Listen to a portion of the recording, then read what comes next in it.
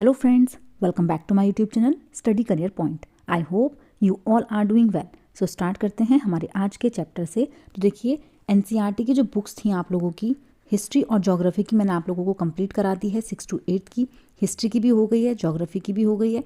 Polity के 4 chapter आप लोगों के रह गए थे 8th क्लास के, ठीक है। 8th क्लास के 4 चैप्टर रह गए थे तो वो आप लोगों के अब कंप्लीट हो जाएंगे।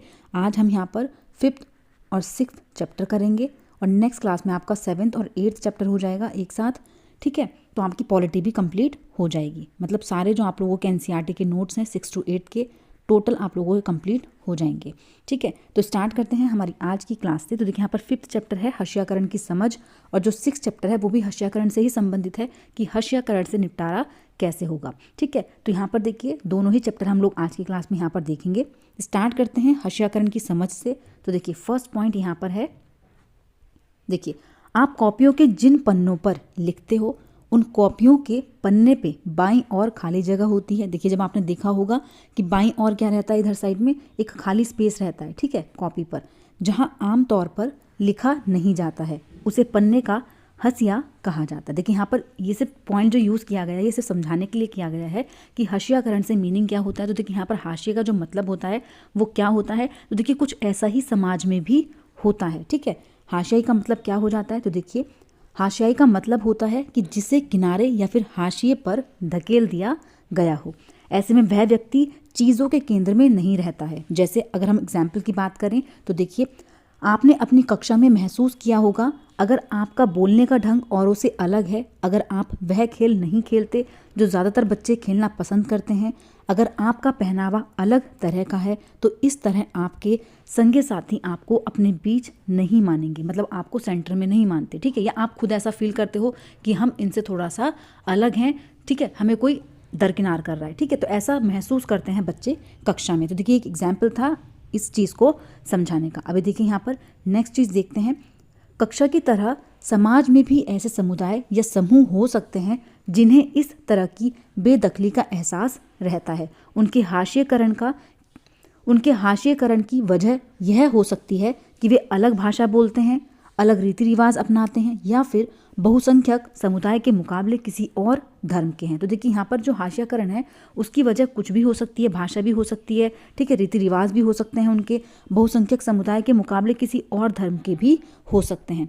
नेक्स्ट देखिए आदिवासी कौन लोग होते हैं। तो देखिए आदिवासी शब्द का मतलब होता है मूल निवासी। ये ऐसा समुदाय है जो जंगलों के साथ जीते आए हैं और आज भी उसी तरह से जी रहे हैं। देखिए जो हाशियाकरण का चैप्टर है यहाँ से पॉलिटी में क्वेश्चन आता ही आता है आपका, हर बार जब भी आप लोग देखेंगे यहाँ से क्वेश्चन आप लोगों को मिलता ही है, ठीक है। तो काफ़ी इंपॉर्टेंट चैप्टर ये हो जाता है, इसलिए बिल्कुल बेसिक से चीज़ें मैं आप लोगों को यहाँ पर करा रही हूँ कि आपको कोई भी चीज़ डाउट में ना रहे। भारत की लगभग देखिए 8% आबादी आदिवासियों की है। देश के बहुत सारे महत्वपूर्ण खनन और औद्योगिक क्षेत्र आदिवासी इलाकों में ही आते हैं, ठीक है। नेक्स्ट देखते हैं जमशेदपुर, राउरकेला, बोकारो, भिलाई का नाम आपने सुना होगा। भारत में 500 से ज़्यादा, देखिए 500 से ज़्यादा तरह के आदिवासी समूह हैं। छत्तीसगढ़, झारखंड, मध्य प्रदेश, उड़ीसा, असम, मणिपुर, मेघालय, मिजोरम, नागालैंड, त्रिपुरा आदि राज्यों में आदिवासियों की संख्या काफ़ी ज़्यादा है।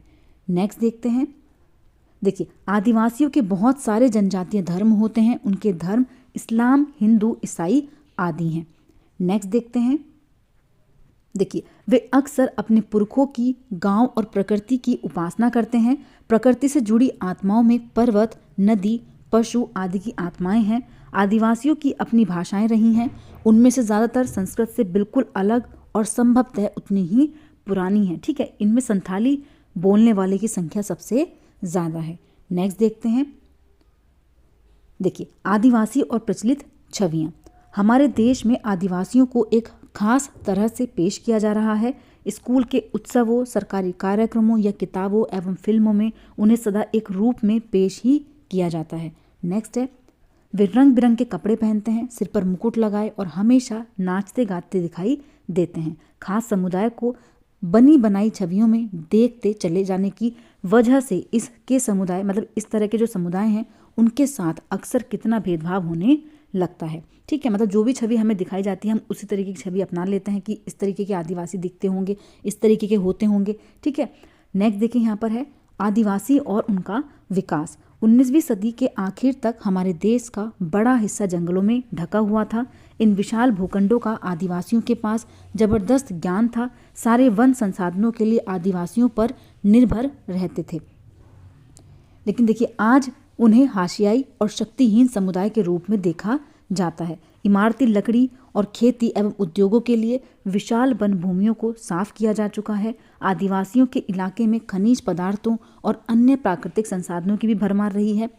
इसीलिए देखिए यहाँ पर इसीलिए इन जमीनों को खनन और अन्य विशाल औद्योगिक परियोजनाओं के लिए बार बार छीना गया है। सरकारी आंकड़ों से पता चलता है कि खनन परियोजनाओं के कारण विस्थापित होने वालों में 50% से ज़्यादा केवल आदिवासी ही रहे हैं। भारत में 54 राष्ट्रीय पार्क हैं, 372 वन्य जीव अभ्यारण्य हैं। इनका कुल क्षेत्रफल जो है वो कितना है 109652 वर्ग किलोमीटर है।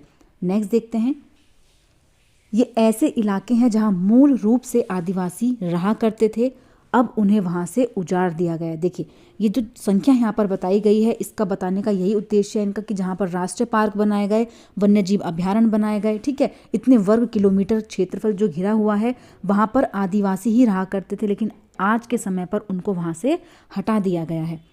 अगर वे इन जंगलों में रहने की कोशिश करते हैं तो उन्हें घुसपैठिया कहा जाता है। देखिए नेक्स्ट यहाँ पर पॉइंट जो है वो है अल्पसंख्यक और हशियाकरण। देखिए मौलिक अधिकारों के जरिए हमारा संविधान धार्मिक और भाषाई अल्पसंख्यकों को सुरक्षा प्रदान करता है।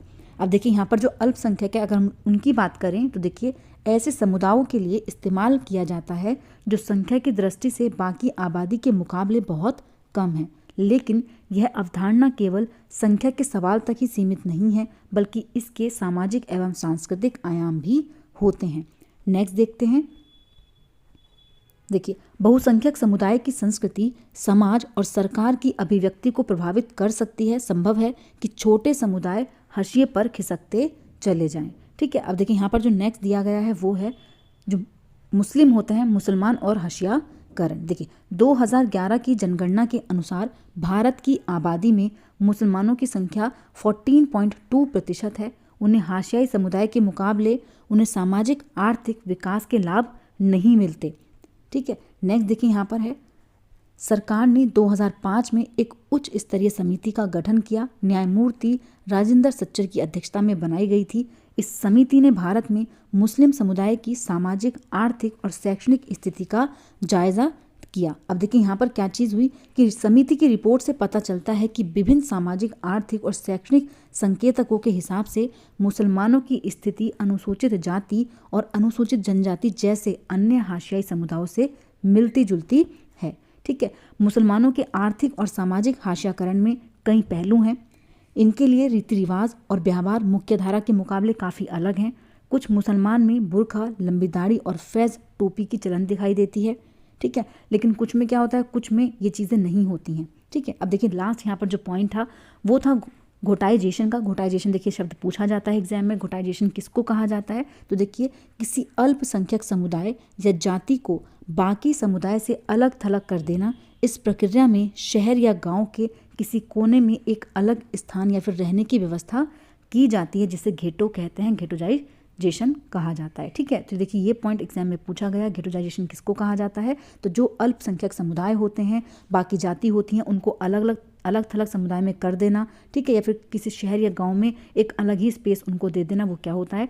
घेटोजाइजेशन उसको कहा जाता है। ठीक है, अब देखिए ये जो चैप्टर था ये था हशियाकरण क्या होता है, उसको समझाने के लिए अब जो नेक्स्ट चैप्टर यहाँ पर देखिए है वो है हशियाकरण से निपटना। ठीक है, अब देखिए यहाँ पर 5 और 6 चैप्टर थे आप लोगों के। ठीक है, 5 चैप्टर हो चुका है, 6 चैप्टर है यहाँ पर हशियाकरण से निपटना। तो देखिए यहाँ पर कुछ लॉज हैं जो इनके लिए बनाए गए हैं। देखिए हम यह समझने की कोशिश करेंगे कि विभिन्न समूहों और व्यक्तियों ने असमानता से निपटने के लिए क्या क्या तरीके अपनाए हैं। आज हमारे देश के आदिवासी, दलित, मुसलमान, औरतें और अन्य हाशियाई समूह यह दलील दे रहे हैं कि एक लोकतांत्रिक देश का नागरिक होने के नाते उन्हें भी बराबर के अधिकार मिलने चाहिए और उनके अधिकारों की रक्षा होनी चाहिए। ठीक है, अब देखिए यहाँ पर कुछ लॉज हैं जो यहाँ पर देखिए बताए गए हैं। सबसे पहले देखते हैं मौलिक अधिकारों का उपयोग। यह हमारे संविधान का एक ऐसा महत्वपूर्ण हिस्सा है। ये अधिकार सभी भारतीयों को समान रूप से उपलब्ध होते हैं। अब देखिए यहाँ पर हाशियाई तबकों के अधिकार कौन कौन से हैं। देखिए पहला यहाँ पर अधिकार लिखा गया है, अपने मौलिक अधिकारों पर जोर देकर उन्होंने सरकार को अपने साथ हुए अन्याय पर ध्यान देने के लिए मजबूर किया है। दूसरा है, उन्होंने इस बात के लिए दबाव डाला कि सरकार इन कानूनों को लागू करे। ठीक है, थर्ड पॉइंट यहाँ पर है, देखिए, संविधान कई बार हाशियाई तबकों के संघर्ष की वजह से ही सरकार को मौलिक अधिकारों की भावना के अनुरूप नए कानून बनाने पड़े हैं।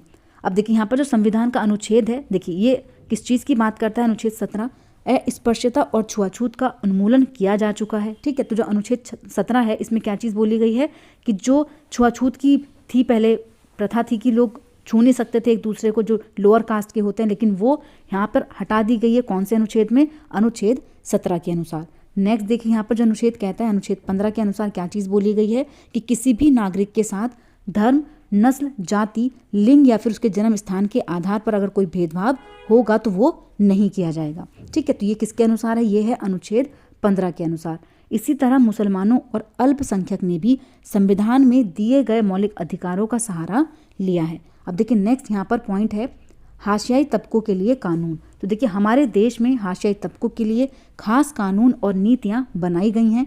अब देखिए यहाँ पर नेक्स्ट है, सामाजिक न्याय को प्रोत्साहन। देखिए सामाजिक न्याय को प्रोत्साहन किस तरीके से है, यहाँ पर देखिए, संविधान को लागू करने के लिए राज्य और केंद्र सरकारें जनजातीय आबादी वाले या भारी दलित आबादी वाले इलाकों में विशेष प्रकार की योजनाएं लागू करती हैं। जैसे कि बात करें हम मुक्त छात्रावास की सुविधा या फिर मुक्त शिक्षा की सुविधा आदि। अब देखिए यहाँ पर आरक्षण है, आरक्षण भी रखा गया है। ये किस वजह से? तो देखिए आरक्षण है शिक्षा संस्थानों और सरकारी नौकरियों में दलितों एवं आदिवासियों के लिए सीटों का आरक्षण का कानून एक महत्वपूर्ण तर्क पर आधारित है। ठीक है, आरक्षण नीति क्या है? तो देखिए, अनुसूचित जाति या दलितों, अनुसूचित जनजाति अथवा पिछड़ी और अति पिछड़ी जातियों की अपनी अपनी सूचियां हैं।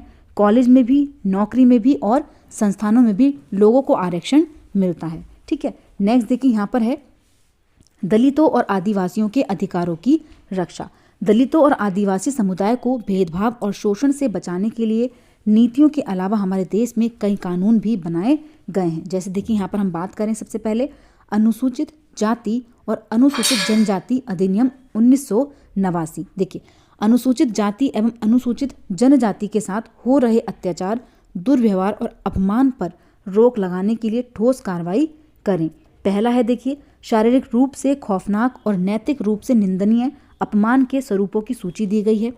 दूसरा जो पॉइंट देखिए यहाँ पर है, इसमें ऐसे कर्तव्यों की सूची भी है जिसके जरिए दलितों और आदिवासियों को उनके संसाधनों से वंचित नहीं किया जाएगा। ठीक है, इसके अलावा देखिए थर्ड जो यहाँ पर है, अनुसूचित जाति या फिर अनुसूचित जनजाति की किसी भी महिला का अपमान या शोषण नहीं कर सकते हैं। ठीक है, अब देखिए नेक्स्ट यहाँ पर जो अधिनियम है वो है आदिवासियों की मांगें और 1989 का अधिनियम। 1989 का अधिनियम एक और वजह से महत्वपूर्ण है। देखिए पहला पॉइंट यहाँ पर है, ज़मीन पर कब्जा करने पर कानून का सहारा ले सकते हैं। दूसरा है, विस्थापन करने पर मुआवजा दिया गया। ठीक है, नेक्स्ट यहाँ पर है, देखिए, विस्थापितों को पुनर्वास और खर्चा दिया गया। संवैधानिक रूप से आदिवासियों की ज़मीन को किसी गैर आदिवासी व्यक्ति को नहीं बेचा जा सकता है। इसके अलावा देखिए यहाँ पर जो फिफ्थ पॉइंट है, आदिवासियों के संवैधानिक कानूनों का उल्लंघन करने वालों में विभिन्न प्रदेशों की सरकारें भी पीछे नहीं हैं। ठीक है, तो देखिए काफ़ी सारे लॉज हैं जो इनके लिए बना दिए गए हैं। तो देखिए ये दोनों चैप्टर जो थे वो सिर्फ हशियाकरण के ऊपर थे कि जो हशियाकरण जो आदिवासी लोग हैं, ठीक है, जिनको जो हमारा समाज होता है वो समुदाय में हिस्सा नहीं बनाता है, उनको केंद्र में नहीं रखता है। ठीक है, इस चीज़ से कौन कौन से लॉज हैं जो संबंधित हैं, उन सब चीज़ों की जो बातें हैं वो इन दोनों चैप्टर्स में थी जो मैंने आप लोगों को करा दी हैं, 5th और 6th चैप्टर। इसके अलावा देखिए आगे आप लोगों के 7th और 8th चैप्टर नेक्स्ट क्लास में हो जाएंगे और आपकी पॉलिटी भी कंप्लीट हो जाएगी। ठीक है, और देखिए जो SST के आप लोगों के प्रीवियस ईयर के क्वेश्चन पेपर की सीरीज़ है वो भी चल रही है। तो जो बच्चे इन क्लासेस को नहीं देख रहे हैं ज़रूर देखिए, NCERT के नोट्स भी रिवाइज करते रहिए और क्वेश्चंस भी साथ साथ लगाते रहिए। आज की क्लास यहीं पर कंप्लीट होती है। अगर आप लोगों को मेरी क्लास अच्छी लगी हो तो प्लीज़ मेरे चैनल को लाइक करें, सब्सक्राइब करें और शेयर करें। ऐसे ही और वीडियोज़ के लिए मेरे चैनल पर बने रहिए। Thank you.